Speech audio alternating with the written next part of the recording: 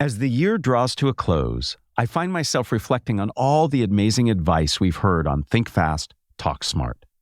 Today, I want to share with you my top 10 bits of advice that I am directly applying to my life. My name is Matt Abrahams, and I teach strategic communication at Stanford Graduate School of Business. Welcome to Think Fast, Talk Smart, the podcast. Allow me to share with you the top 10 bits of advice that I personally have been applying in my life. I'm going to list these in the order in which they aired. I'll share the episode number and the guests' names, so you can take advantage of these learnings as well. Let's get started with takeaway number 1 from episode 80 with Jonah Berger. Verbs to nouns. I love language and persuasion. And when Jonah talked about the persuasive impact of turning verbs into nouns, I was fascinated. He used the example of trying to get people to vote more. It turns out asking people to vote is not as effective as asking people to become a voter. Similarly, asking people to help is not as effective as asking people to be a helper. Often we describe ourselves using an adjective or, again, a verb. We say, I am hardworking. Well, that's good. But let me say, imagine I told you about two people, someone who runs and someone who is a runner. And so rather than talking about yourself as hardworking, talk about yourself as a hard worker. Rather than talking about yourself as creative, you're a creator. If we're trying to get someone to help us out, rather than asking them for help, asking them to be a helper makes them more likely to agree to help us. Similarly, when we're trying to get someone to vote, asking to be a voter rather than asking to vote makes them more likely to go along. Seeing ourselves as a voter or a helper makes us more likely to act. Simple rephrasing of a message can help us achieve our persuasive goals.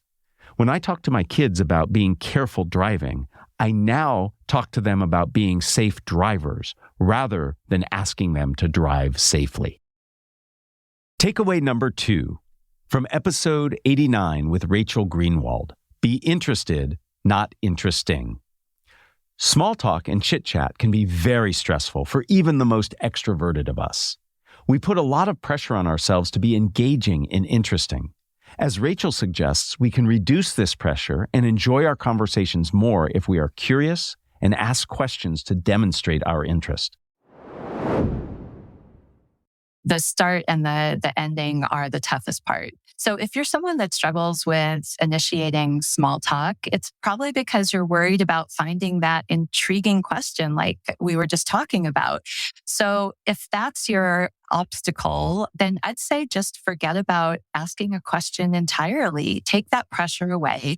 And instead, think about simply making an observation about something in your environment. So an observation is essentially a bid for connection, and it can create a feeling of instant familiarity, like sort of a conspiratorial vibe just between two people. I love this advice, and I've used it ever since I learned it. I'll often start small talk by asking about something I notice about the other person or something we share in common.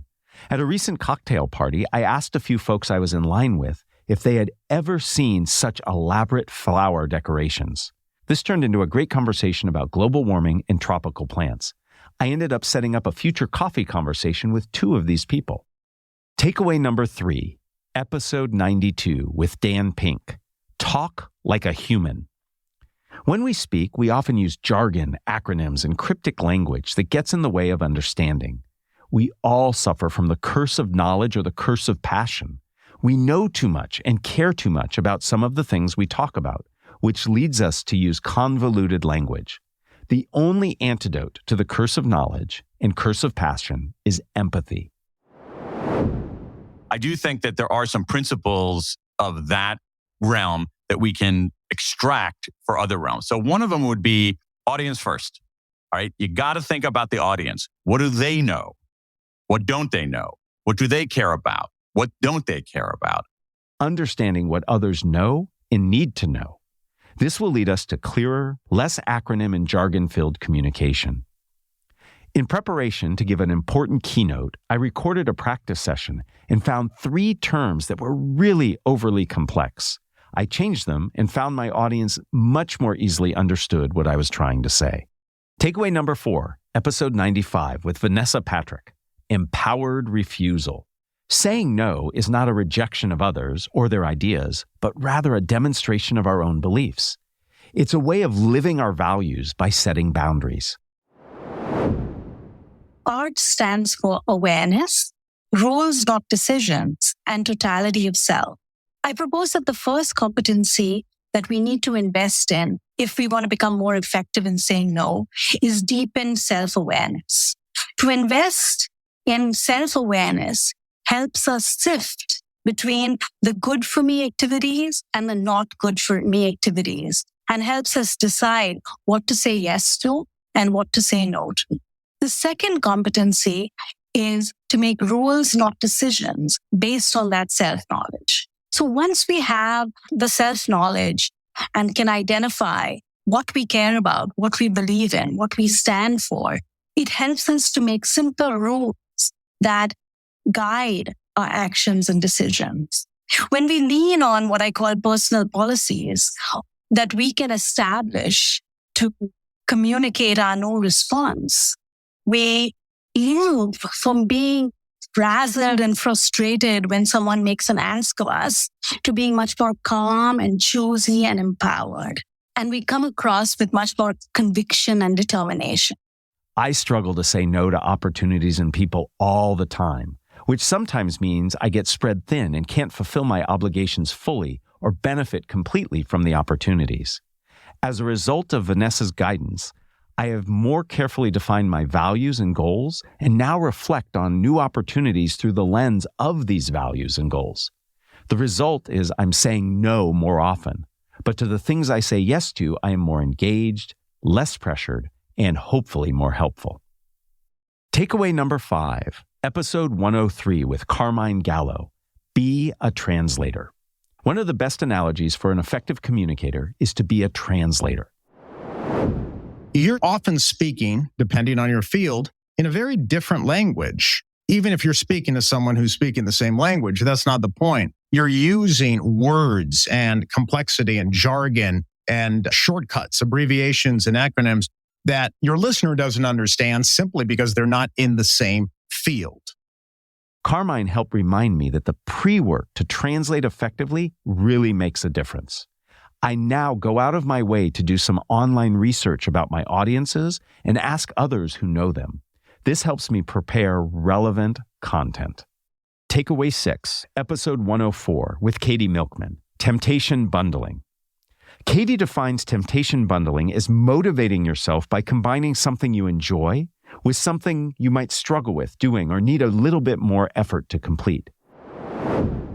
We need a way to make it more enjoyable to pursue our goals. And I've studied one tactic for that, which I call temptation bundling, which is linking something that would otherwise feel like a chore with a source of temptation and pleasure and instant gratification. So for podcast listeners, maybe you love listening to podcasts. What if you only let yourself listen to your favorite podcasts while you're working out or doing household chores or some other activity that would otherwise be a source of pain? And we can think about other ways of temptation bundling, right? You only get to go to your favorite restaurant that has unhealthy burgers you crave when spending time with a difficult mentee.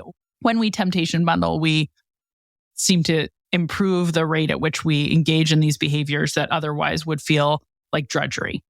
There are many things in my life that I find hard to initiate or sustain. I now use temptation bundling to help me get through them. Grading is something that can be very taxing on me.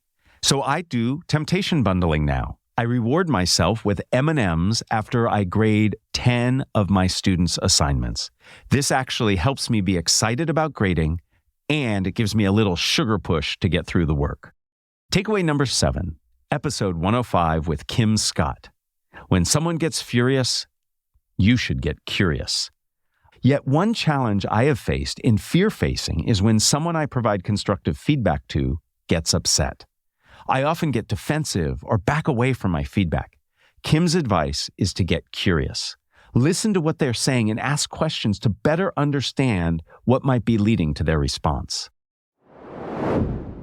And one of the things that I try to tell myself in those moments is, when furious, get curious. Oh, I like that. So if someone's mad, I'm getting mad back. I try to take a deep breath. If I have a bottle of water, I'll unscrew the top, take a sip of water, And I try to figure out, like, what has gone wrong here? Like, why is this person so upset? And don't blame yourself. This approach has really paid off for me. I had a student who was quite upset with some feedback I provided. Rather than getting defensive and say, because I said so, I asked a few probing questions that revealed some insightful information that led to a great discussion and learning opportunity, not just for the student, but for me as well. We parted ways happily, and the student thanked me for my input. Takeaway number 8, episode 109 with Francis Frei. Emotion really makes us absorptive.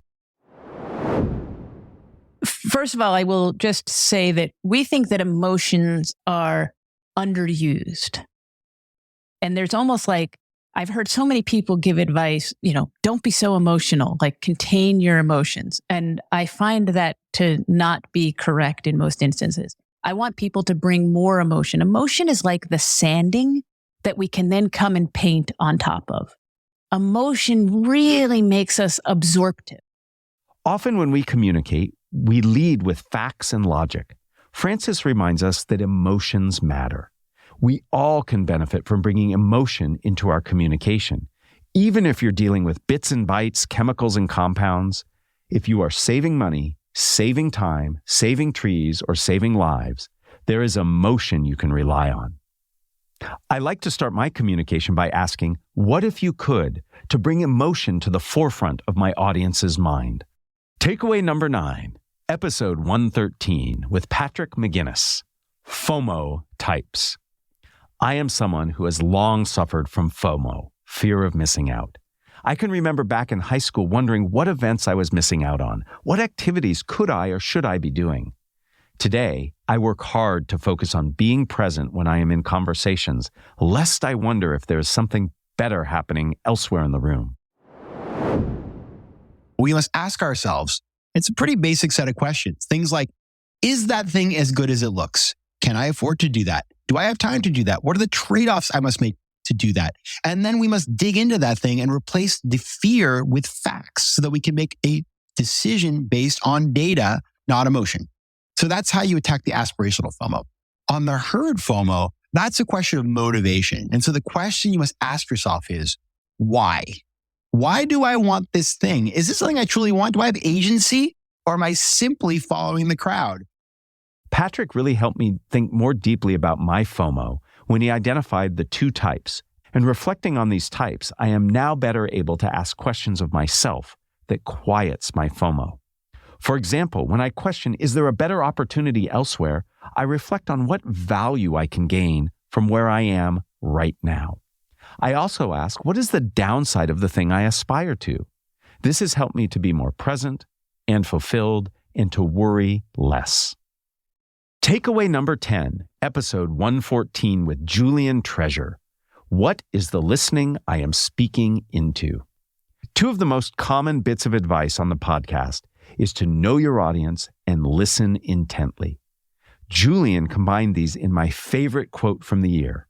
What is the listening I am speaking into? For me, this is a reminder that we must always be in service of our audience and their needs. When I prepare a talk or this podcast, I will now ask this question and then adjust my language and focus.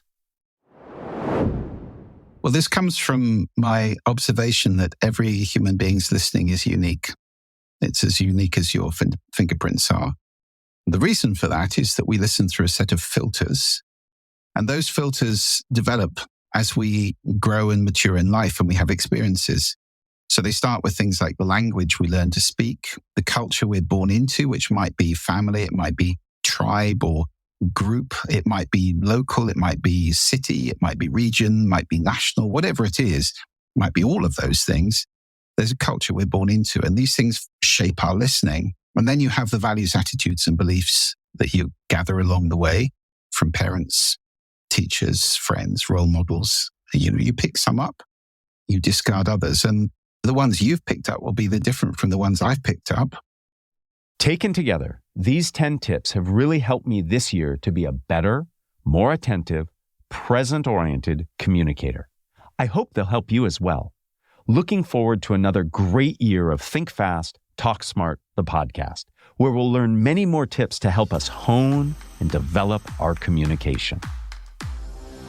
Thanks for joining us for another episode of Think Fast, Talk Smart, the podcast from Stanford Graduate School of Business. This episode was produced by Jenny Luna, Ryan Campos, and me, Matt Abrahams. Our music was provided by Floyd Wonder. For more information and episodes, find us on YouTube or wherever you get your podcasts. Thank you, and please make sure to subscribe and follow us on LinkedIn.